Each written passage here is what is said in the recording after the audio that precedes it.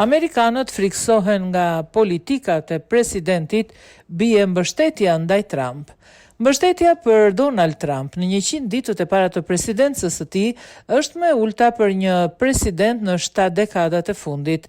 Sipas një sondazhi të CNN, vlerësimi për Trump është vetëm 41% më i ulti për 100 ditët e para të një presidenti amerikan që nga epoka e Eisenhower. Pra Trump po performon më keq se në mandatin e tij të parë. Vlerësimi për punën e tij ka rënë me 4 pikë, përqindje që nga marsi me 7 që nga shkurti. Vetëm 22% thonë se e miratojnë plotësisht mënyrën se si e trajton situatën, ndërsa 45% thonë se nuk janë dakord me mënyrën se si ai po vepron.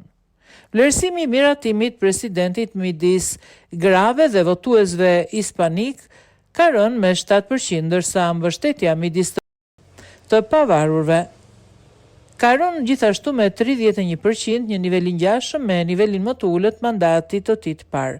Një sondazh tjetër i ABC News, Washington Post dhe East Post tregoi gjithashtu se mbështetja për Trump është në nivelet më të ulta në vetëm 39%.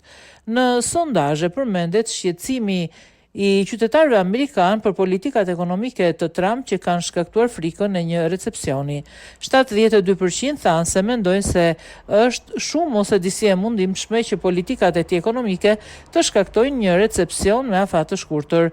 73% thanë se ekonomia është në një gjendje të keqe, 53% thanë se është përkeqësuar që kur Trump mori detyrën dhe 41% thanë se financat e tyre janë përkeqësuar. Shumica amerikanëve, 57%, besojnë gjithashtu se diplomacia e Trump vë vë vendin në rrezik. Lëvizjet e tij në politikën e jashtme duke përfshirë një qëndrim më miqësor ndaj Rusisë dhe një shkurtim të programeve të ndihmës së huaj vlerësohen vetëm me 39% të anketuarve.